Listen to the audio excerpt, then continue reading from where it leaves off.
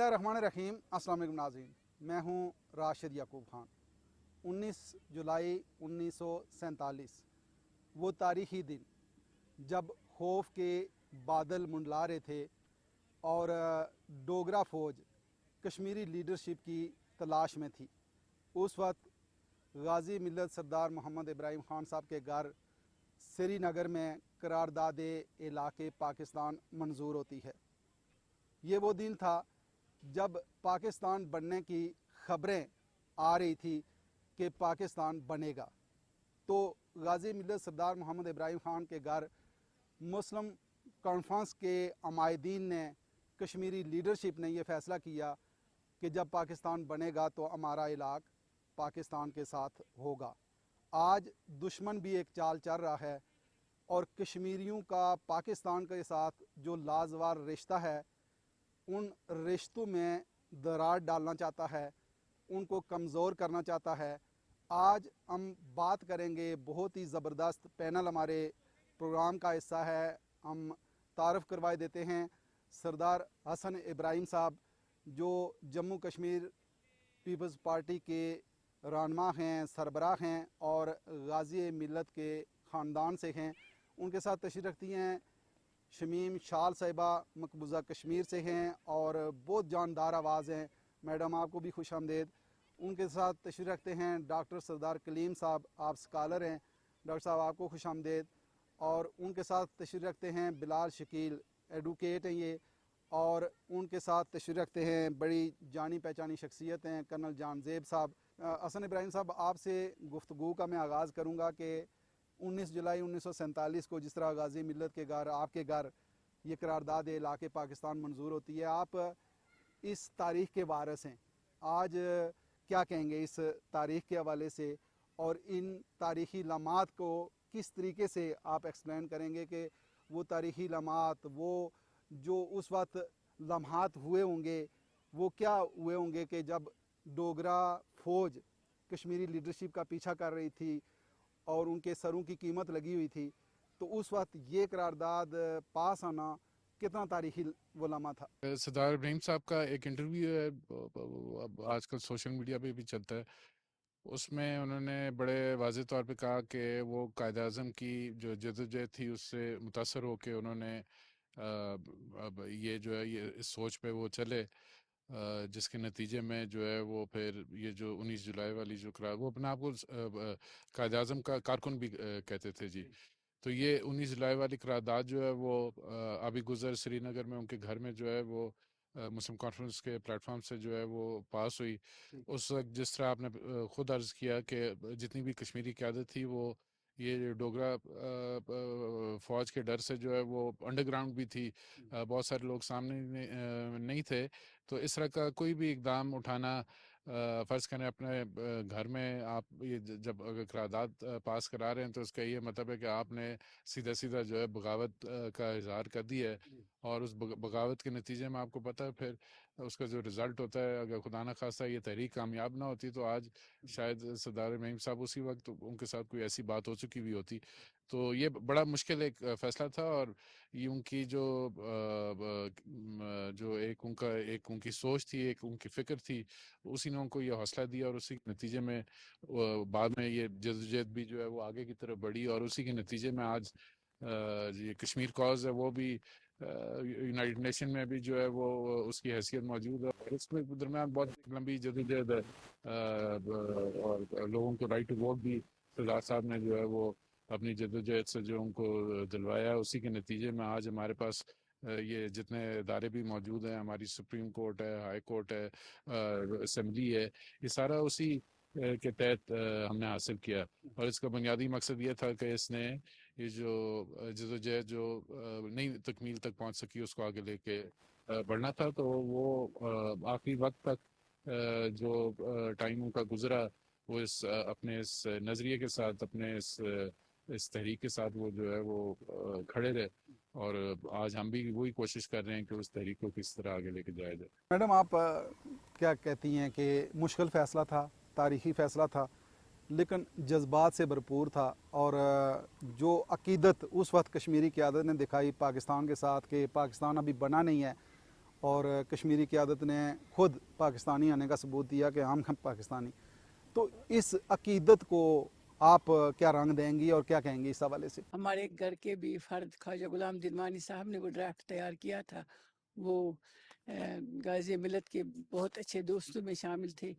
گھر بھی آنا جانا تھا. تو چونکہ ہمیں تاریخ گھر سے سنی ہے تو اس دوران جو کنونشن تھا ورکرز کنونشن مسلم کانفرنس کا، اور اس میں یہ سب سے زیادہ ضروری ہو گیا تھا کہ اگر یہ قرارداد منظور نہ ہوتی تو شاید جو بھارت کا جو نیشنل کانفرنس کے سربراہ شیخ محمد عبداللہ کے ساتھ جو ایک کتابوں میں جو ہم پڑھتے ہیں جو تاریخ بتاتی ہے کہ ان سے متاثر ہو کر جب انہوں نے نیشنل کانفرنس بنائی تھی، اگر اس وقت جو لوگوں کا جوش خروش تھا، مسلم کانفرنس کے لوگ جو تھے اس وقت دنیا کشمیر کے کونے کونے پہ موجود تھے، تو انہوں نے اس کو سپورٹ کیا ہے. اور یہی وجہ ہے کہ 19 جولائی کے بعد تقریباً اکتوبر تک کشمیر کے تمام جتنی بھی گورنمنٹ بلڈنگس ہیں اس میں پاکستان کا جھنڈا لہرایا گیا، اور وہ جھنڈا موجود تھا 27 اکتوبر تک، جب تک ہندوستانی فوج کشمیر میں داخل نہیں ہو گئی ہے. ڈوگرا راج کے ساتھ جو کشمیری لوگوں کے ساتھ جو رویہ رکھا تھا انہوں نے، جو معاشی یا جو سماجی یا جو مذہبی ان کے ساتھ ظلم و ستم کیا گیا تھا، اس کی تاریخ گواہ ہے کہ کبھی بھی کشمیری ہندوستان کے ساتھ الحاق کر ہی نہیں سکتے تھے.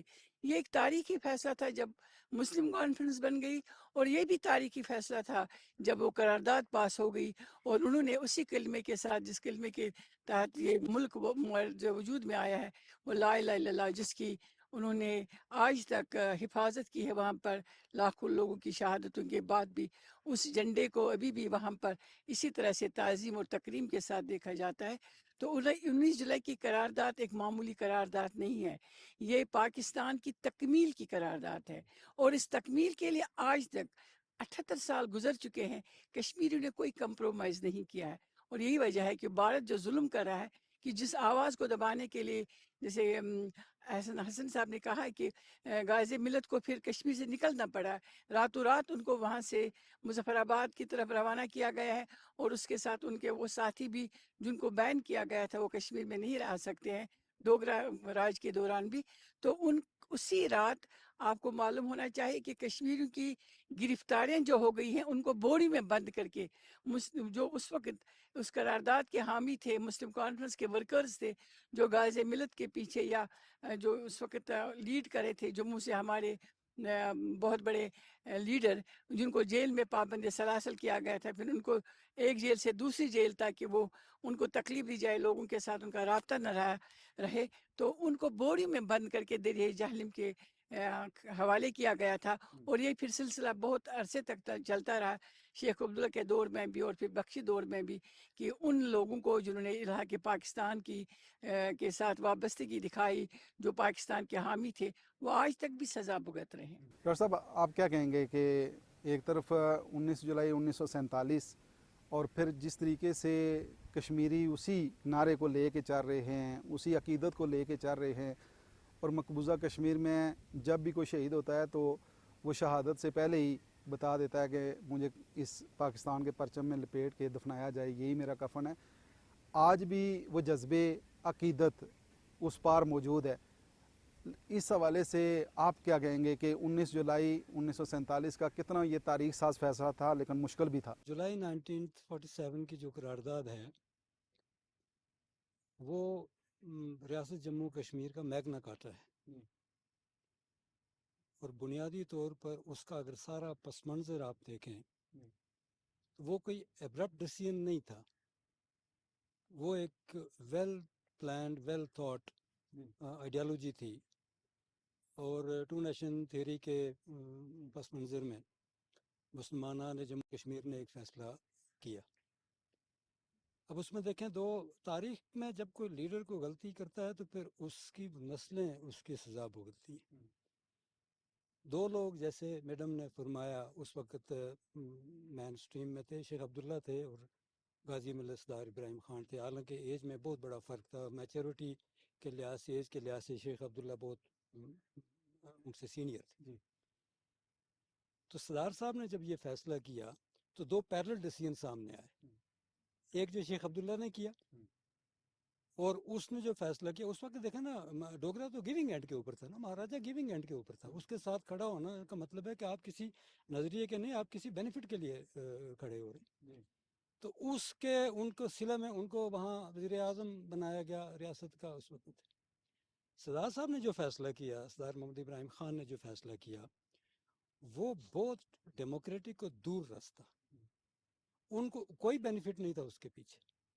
ان کو پتہ تھا کہ اگر یہ فیل ہو گیا تو اس کا کیا ہمارے آگے، اس سے پہلے آبو اجداد کے ساتھ 1832 1834 میں یہ سب کچھ ہوتا رہا، کس کا رزلٹ کیا ہوگا. وہ کہتے ہیں کہ 3 دن جب وہ مہاراجا کی اسمبلی میں الیکٹ ہوئے تو 3 دن وہ سوچتے رہے کہ آج میں جا کے تو جو بجٹ تقریر ہے اس میں جا کے یہ تقریر کروں گا کہ میرے لوگوں کے ساتھ یہ ہو رہا ہے. لیکن پھر میں جب تاریخ پڑھتا تو میں یہ سوچتا تھا کہ یہ کیا ہوگا، میرے بچوں کے ساتھ کریں گے اس کا کیا ہوگا. تیسرے دن وہ کہتے ہیں کہ میں نے یہ فیصلہ کیا کہ میری بچے جو ہیں، بیوی جو ہیں، یہ اللہ کے حوالے اور میں ٹکرا جاؤں گا اس کے. اور وہاں جا کے انہوں نے جو پہلا سلوگن کیا کہ لیٹ مائی پیپل لیو، ہمارے لوگوں کو رائٹ ٹو ووٹ دیں، آپ رائٹ ٹو چوز دیں.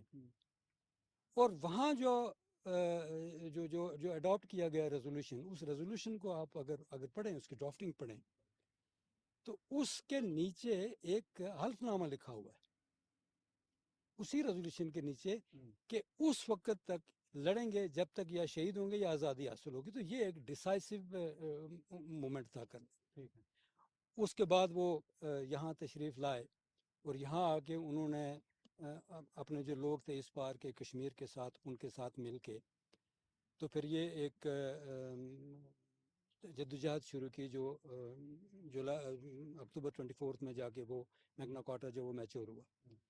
تو اس وقت جو کشمیر بنے گا پاکستان کا جو نعرہ ہے، بیسیکلی یہ کوئی پولیٹیکل نعرہ نہیں ہے، یہ پریکٹیکل تھا، جو کہ پاکستان بنا نہیں تھا اس وقت. پروگرام کے دوران ہمیں سردار شاہ زیب شبیر صاحب جو صدر ہیں سدرن ایجوکیشن کانفرنس کے، انہوں نے جوائن کیا ہے. آپ کو شاہ زیب صاحب خوش آمدید.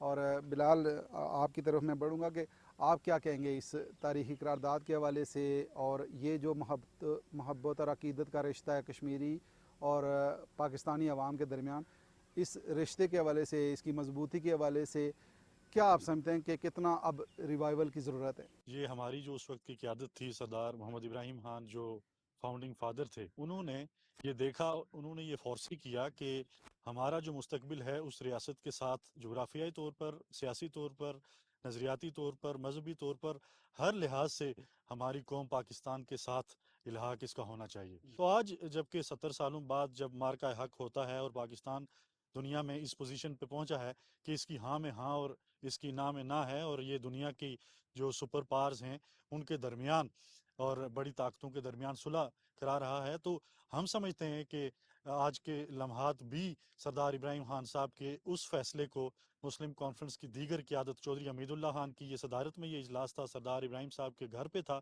اور وہ کوئی آرڈنری سچویشن نہیں تھی کہ گھر پہ تھا، بلکہ وہ بڑے خون آشام حالات تھے. اور اس وقت سردار ابراہیم خان کا وہ گھر دینا وہ ایک بڑا میں سمجھتا ہوں انقلابی قدم تھا، اور اس کے نتیجے میں ایک انقلابی اور باغی حکومت کا قیام عمل میں لایا گیا. آج جو ہم تیسری نسل ہیں، ہم یہ سمجھتے ہیں کہ ہم سردار محمد ابراہیم خان صاحب کو اور اپنے آباء و اجداد کو خراج عقیدت پیش کرتے ہیں، خراج تحسین پیش کرتے ہیں کہ انہوں نے درست سمت ہمارے مستقبل جوڑا، اور ہمارے جہاں پسینہ گرے گا، جہاں خون گرے گا، وہاں ہماری نسلیں پاکستان کے ساتھ علاج کرنے کے لیے اپنی بھرپور جدوجہد کریں گی. اچھا کرم صاحب، جب ہم تاریخ کے اوراق پڑھتے ہیں تو ہمیں نظر آتا ہے، ہمیں پڑھنے کو ملتا ہے کہ قائد اعظم مسلسل کشمیر کے وہ دورے بھی کرتے رہے اور بڑی پذیرائی بھی وہاں ملتی رہی. اس حوالے سے آپ کیا کہیں گے کہ جو کشمیری لیڈرشپ تھی، کشمیری عوام تھی، بھرپور استقبال بھی اس وقت قائد اعظم محمد علی جناح کا وہ کرتے تھے، تو یہ پھر اس کا مطلب ہے کہ رشتہ تو بہت پرانا ہے، اور پاکستان بننے سے پہلے جو کشمیریوں کا جھکاؤ تھا وہ اسی طرف تھا کہ ہم نے پاکستان بنے گا تو اسی طرف جائیں گے. اس کے پیچھے بھی کافی پس منظر ہے، کافی ہسٹری ہے. کشمیر کی پہلی سٹرگل 1920s میں شروع ہو گئی تھی. 1930 میں جس وقت پنچ کا واقعہ ہوا، 22 شہداء ہوئے، تو اس کے بعد لارڈ گلینسی آیا، اس نے اس کی انکوائری کی اور کشمیریوں کو کوئی رائٹس وغیرہ ملے. مسلم کانفرنس بھی بن گئی اور نیشنل کانفرنس بھی بن گئی. یہ سٹرگل چلتی رہی وہاں یہ فیصلہ ہوا تھا کہ کیونکہ 1941 کے سینسس کے مطابق 3.2 ملین پیپل جو تھے وہ مسلمان تھے اور باقی ادرس تھے. تو مسلمانوں کا ایک حقوق تھا کشمیر کے اندر، کشمیر کی اسٹیٹ کے اندر، لیکن ان کو یہ رائٹس نہیں مل رہے تھے. یہ بچوں کی تعلیم کے لیے ہماری جو نسلیں اس وقت آزاد کشمیر میں موجود ہیں ان کو یہ معلوم ہونا چاہیے کہ آپ کے اوپر ٹیکسز بے انتہا تھے. آپ کو اسلحے کے لائسنس کی ضرورت نہیں تھی. آپ کو راشننگ کی جاتی تھی. آپ کو عید کے اوپر قربانی دینے کے لیے ہیوی ٹیکسز کے ساتھ قربانی کی اجازت تھی. تو یہ چیزیں کشمیر میں آپریشن، اسٹرگل، ایٹراسٹیز جو ہیں یہ بڑھ رہی تھیں، over a period of time بڑھ رہی تھیں. جب شیخ عبداللہ نے کوئٹ کشمیر موومنٹ سٹارٹ کی تھی اس کے بعد ان کو جیل ہو گئی.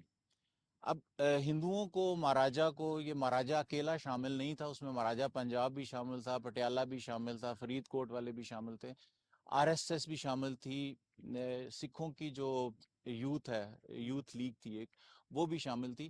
تو جس وقت 1946 کے اندر جیلم، راول پنڈی اور ہزارہ میں رائٹ شروع ہوئے تھے تو جتنے بھی ہندو وہاں سے نکلے تھے ان کو وہ کشمیر میں سیٹل کر رہے تھے، کشمیر میں سیٹل کر رہے تھے. اور یہ چیز سامنے آ رہی تھی کہ وہ اپنے ٹرینڈ جتھے جو کہ مظفر آباد میں بھی گئے تھے اور جموں میں، کشمیر میں اس کو انڈکٹ کر کے اس چیز کے اوپر تھے کہ مسلمانوں کی قتل و غارت کر کے ہم مسلمانوں کے رائٹس کو سلب کر کے اور ہم اس کے اوپر کسی طریقے سے قبضہ کر لیں. تو یہ جو 19 جولائی کا دن ہے یہ آزادی کشمیر کی بنیاد تھی اور وہی آج تک جدوجہد ہماری جاری ہے. شاہ زیب صاحب، ہم 19 جولائی 1947 کے اس تاریخی دن کے حوالے سے بات کر رہے ہیں.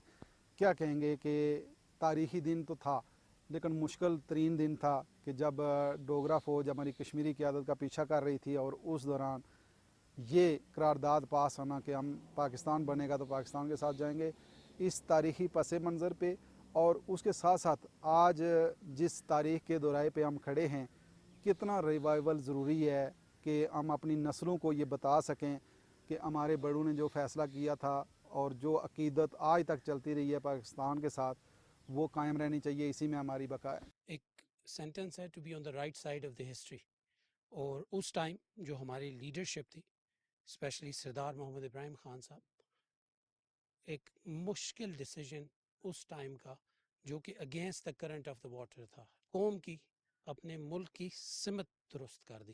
اور وہ سمت درست کرنا اس ٹائم جتنا امپورٹنٹ تھا، آج ہم 78 سالوں کے بعد اگر دیکھیں تو اتنا ہی آج اس کی امپورٹنس ہے کہ ہم اپنی دوبارہ سمت درست کریں. ہمارا اخلاقی روایات، ہماری ثقافتی روایات اور جس کی بیس پہ یہ ساری بات اس ٹائم پارٹیشن کی ہوئی تھی کہ جو میجورٹی مسلم علاقے ہیں ان کو اسیڈ ہونا ہے پاکستان کے ساتھ، اس کو بھی بیس بناتے ہوئے ایک رائٹ ڈیسیجن لیا گیا. اور آج بھی وہ ڈیسیجن رائٹ اس لیے ہے کہ ہمارے لیے ہر طرح سے، جس طرح ایک بڑا بھائی ہوتا ہے اور اس نے ایک چھوٹے بھائی کو بڑے لاڈ اور پیار سے رکھا ہوتا ہے، اسی طرح پاکستان نے ماشاءاللہ ہمیں ان 78 سالوں میں رکھا.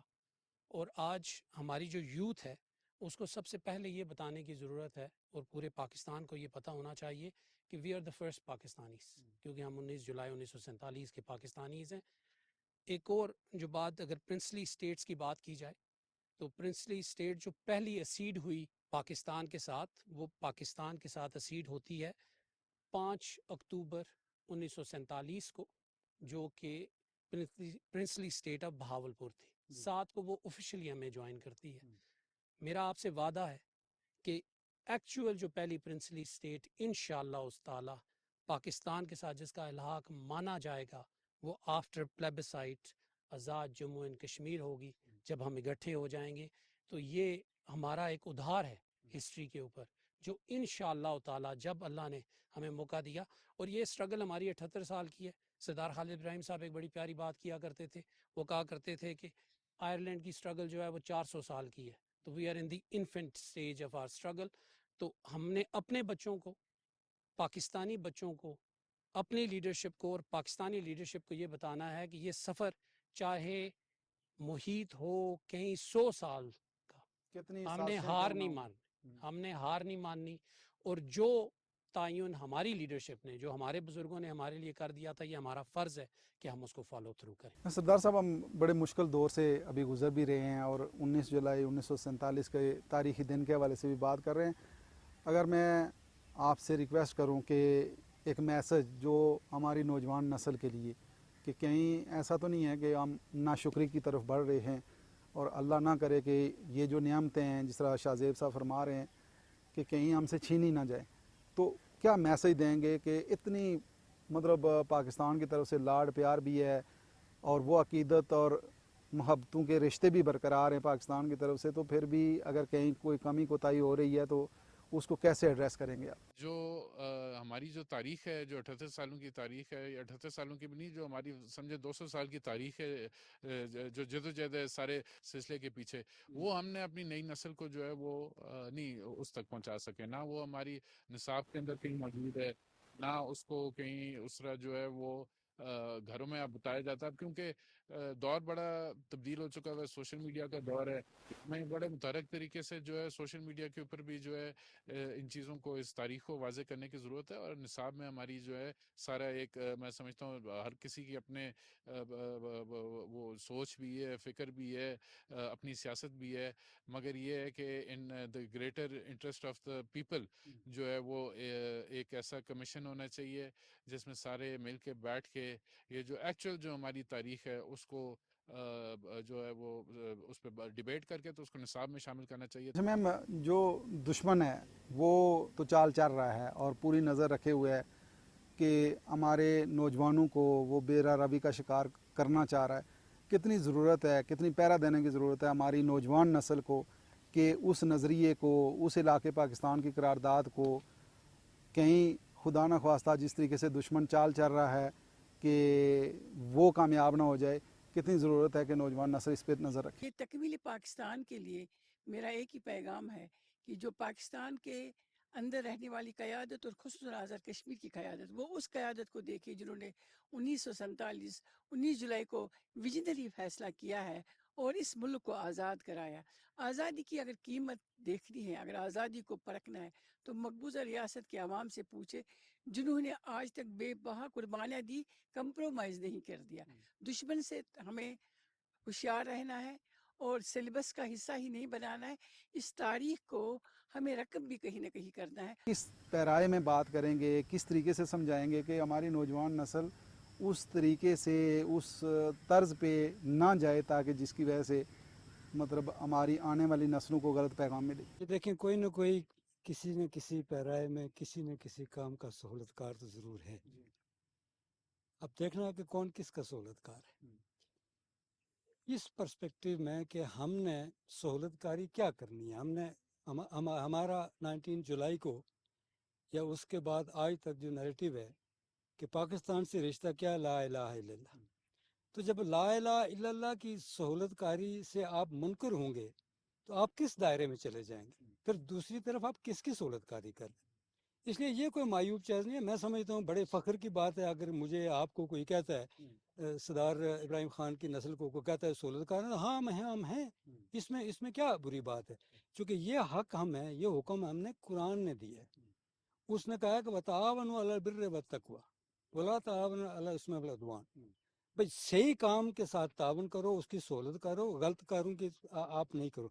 दूसरा, अल्लाह का ये फैसला है कि ज़ालिका दीनुल क़य्यिम वलाकिन अक्सरन नास ला यालम। ला इलाहा इल्लल्लाह का दीन जो है यही कायम रहेगा, एक गालिब अक्सरियत इसको नहीं जानती। तो हमने जब ये प्लज साइन किया 19 जुलाई को कि पाकिस्तान से रिश्ता क्या, ला इलाहा इल्लल्लाह, तो इस हमने ये खुदा के साथ प्लज साइन किया। तो मुझे तो कोई 1% भी इसमें शुबा नहीं है कि ये पूरा नहीं होगा या रियासत जम्मू कश्मीर आज़ाद हो के तो पाकिस्तान का हिस्सा नहीं बनेगी। ये खुदा न ख्वास्ता खुदा के कोल के मुखालिफ बात होगी। अब देखना यह है कि कौन इस सिमत पे खड़ा है। हम खड़े हैं, हम हों या ना हों, या मुखालफत करने वाले अक्सरियत में हों या अकलियत में हों, खुदा ने इस फैसले को इम्प्लीमेंट करना है at the end of the day.